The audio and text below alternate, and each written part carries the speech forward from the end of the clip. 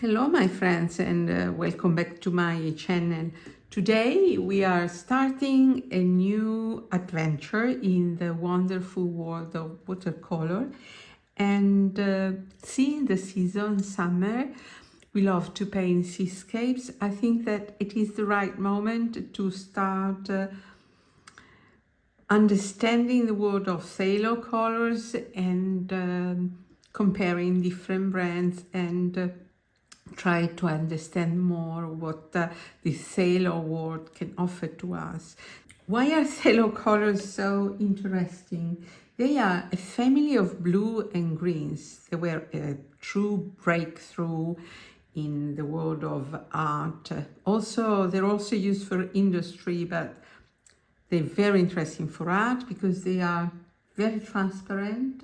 They are highly staining and they are very light fast. They are, as I said, blues and greens, but they have different shades, cooler or warmer. And today we are just discovering what pigments belong to the family of phthalo colors. In my next videos, I will compare different brands. Let's start understanding this wonderful family.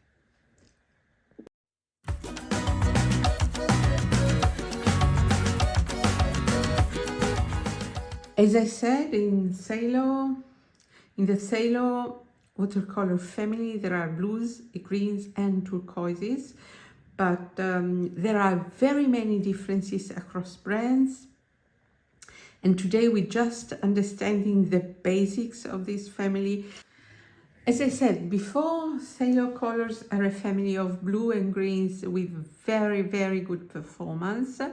The most common of these colors is the phthalo blue green shade. I'm swatching Winsor & Newton today because you know that I consider Winsor & Newton a bit benchmark. So when I find it, I use Winsor & Newton. They have two phthalo colors. Actually, there are three varieties of phthalo blue. They're all PB15, but the most common is phthalo blue green shade. You can call it PB15 if it is not specified. It is usually green shade, but the complete pigment is PB15:3. Then you have two more warmer shades. They're called phthalo blue red shade. One is PB15:1 and the other one is :6. I have the schmink, but let's start swatching.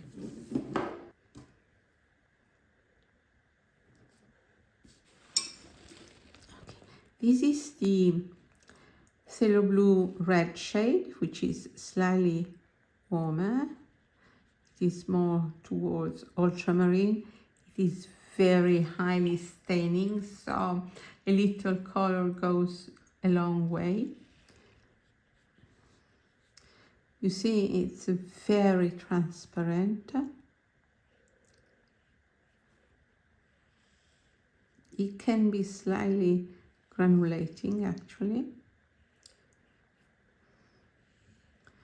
It's a beautiful blue, and we will see in the video dedicated to blue the mixes.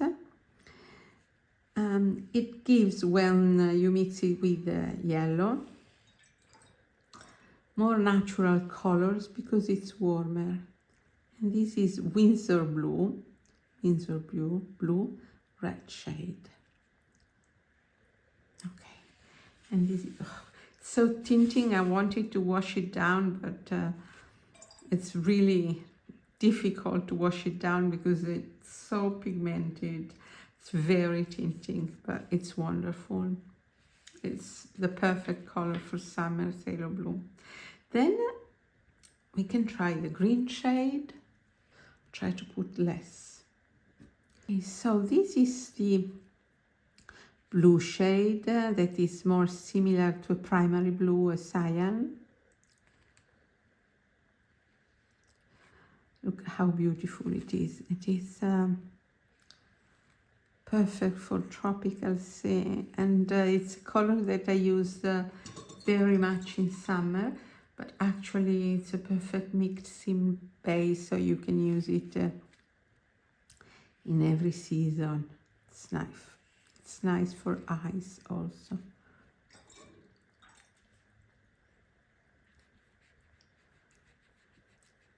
Very good dispersion on paper. You see the difference side by side? This is the warm shade and this is the cooler shade, so red shade and green shade. It's an obvious difference. Now the third Phthalo blue, much less common. Oh, this is too much. Yeah, summer. And this is always a warmer shade, and it is PB15:6. This is Sapphire Blue by Schminke.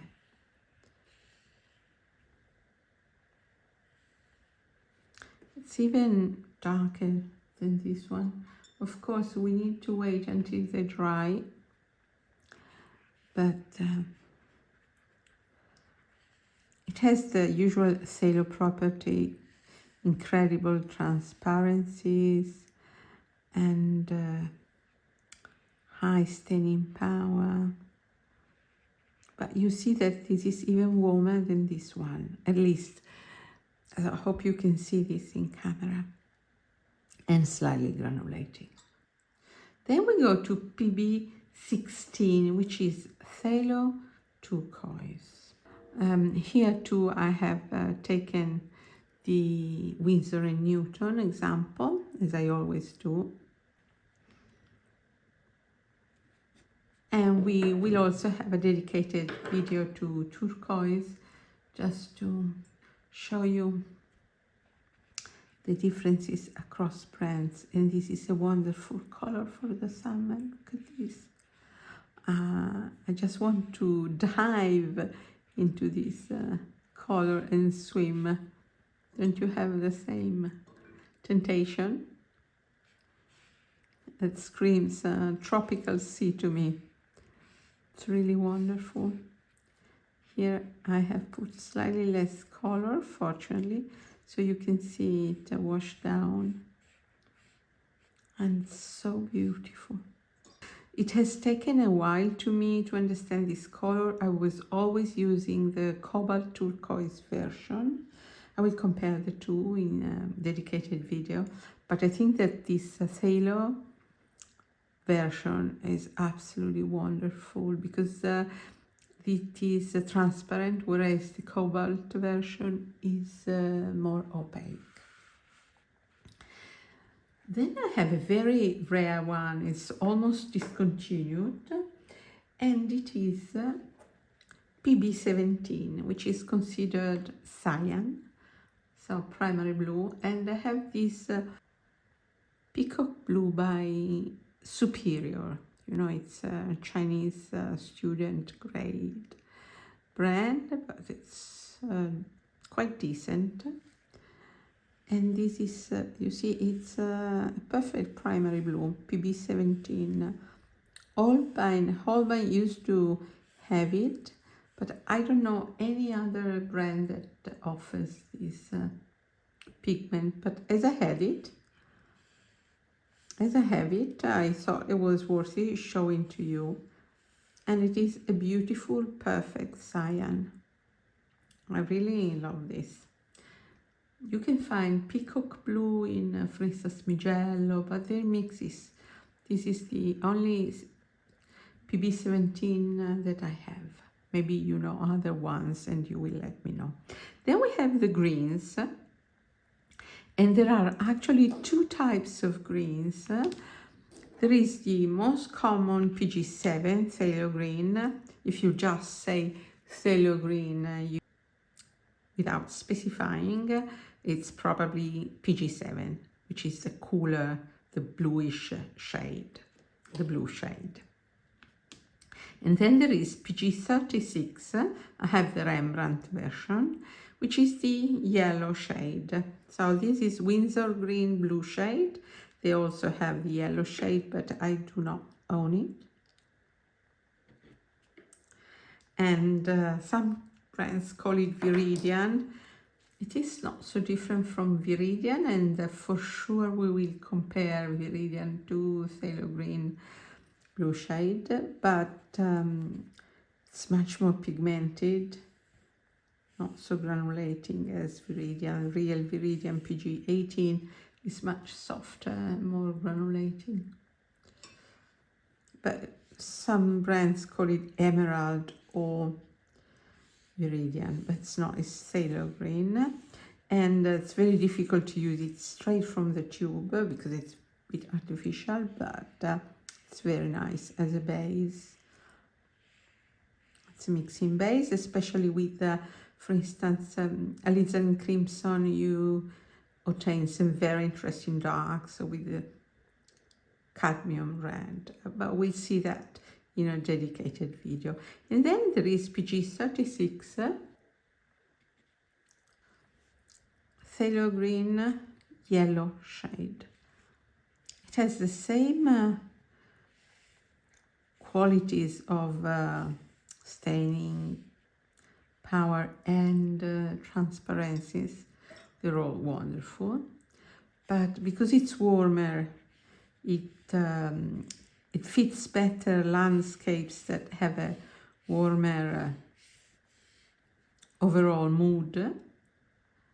And why should you choose one or the other? It depends, of course, same reasoning here. It depends, of course, on the overall mood of your landscape, of your painting, but also on the mixes that you want to obtain. And we will compare the two greens in a dedicated video and the different mix they can produce with the same color. So it might be easier to decide when to use one or the other. Okay, let's try these and then we can make our final considerations. Okay, for this video, for the purpose of this video, I will use my current Paul Rubens old palette that I use for my sketches, and I will use different colors, but the only blue I will be using will be Phthalo blue here, green shade, and the only green I will use will be Phthalo green Pg7 here, just to use the Phthalo colors that are most commonly found in any basic watercolor set.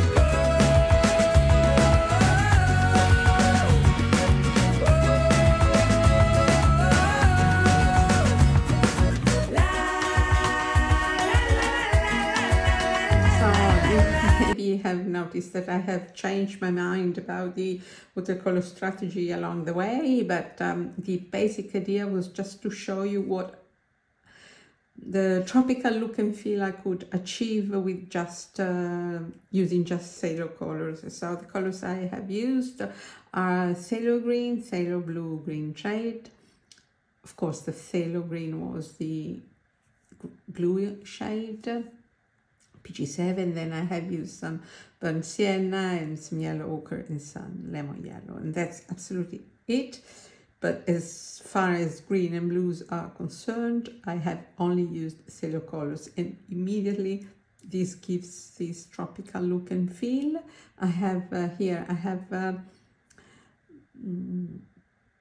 muted the green using the yellow ochre and the burnt sienna. And here I have mixed Phthalo green and Phthalo blue to achieve this deep, transparent tropical water. We let this dry. Now we go back to the swatches and I'll see you later with the sketch. Okay. Our swatches are perfectly dry. And let's go back to dreaming of summer with these colors. Here, summer, we haven't seen a real summer so far. It has been raining every single day since the beginning of May. Now it's half June, and no, we're not at all in feeling that summer, warm and blue sky. So all I have to do is dream about summer with these beautiful colors. I was very suspicious about Phthalo colors when I started painting, but I have learned to love them because they look kind of artificial if you use them straight from the tube or straight from the palette, but if you learn how to mix them, and they have this wonderful translucency that is really unique, and they also are very staining, and for summer I think they are irreplaceable. So let's go to the first three blues, the three blues that are PB15. This is of course the green shade, PB15.3. You see immediately the difference with the two warm shades. PB15 column 6 is maybe even slightly darker and warmer than this PB15 column 1, these two being the two more common. And remember that when you see PB15 without any specification, it's very likely that you're talking about PB15 column 3, so the green shade. So these are the most common. Then the other blue that is very rare but it's very nice is this PB17, and it's really a cyan. It's really a cyan, and it's very pretty. I must admit I have a bit overlooked it. I haven't used it very much. I keep this Superior palette in the kitchen now, but since I have my own studio, I very rarely paint in the kitchen. Just if I'm cooking something while I'm waiting maybe that the soup gets ready, I paint downstairs in the kitchen. And the two greens, once again, it's really worth it to look at them side by side because you can appreciate the difference. In the dedicated video, we will mix these greens with the same color, so you will see why you should pick one or the other. They're both very beautiful. This is slightly more organic, and I'm sure that if you use this in landscapes, gives you a warm undertone. Same for the blues. I'm sure that if you mix this one with the yellows, it will give you more artificial greens compared to these two. This warm undertone will give you more organic greens, but the best thing is to play around and try yourself, but we will try that in one of our next video. You see the PB16 is quite not so different from the PB15 green shade, but it has more green in it. It's very beautiful. So this is, I'll show you the cobalt turquoise, always by Winsor & Newton, so you can appreciate the difference. Just, maybe you can ask yourself, which one should I pick? I would be curious if I were you. So this is cobalt turquoise by Winsor & Newton. It's far more granulating. I would say that the granulation that was slightly visible while they were wet, it's basically invisible once they're dry. I have read that Phthalo colors can granulate, they have a slight granulation, but I don't really see it here. Whereas in the cobalt colors it's much more obvious, but it is very beautiful. It's very different from this. This is more greenish and more granulating. So I think it's nice to have both so that you can choose depending on the final effect that you want to have. So I think that this Phthalo adventure is going to be very interesting. I hope you let me know your thoughts in the comments below, because I will follow this video with the one about the blue colors, the Phthalo Blue PB15, one about PB16, and all the possible hues, because sometimes when you buy Phthalo turquoise, it's not really a PB16, but it is a mixture between Pg7 and PB15, because these two mixed together give a color that is very, very similar to PB16. So even with PB16, there are a lot of differences across brands. So it's going to be very interesting. And one about the Phthalo greens. If I have too many brands, I will split them. But I think that in principles, I would like to make 3 videos about Phthalo. What do you think? I hope you give me your feedback and tell me what you would like to see in my future videos about the Phthalo families. Let's go to the sketch.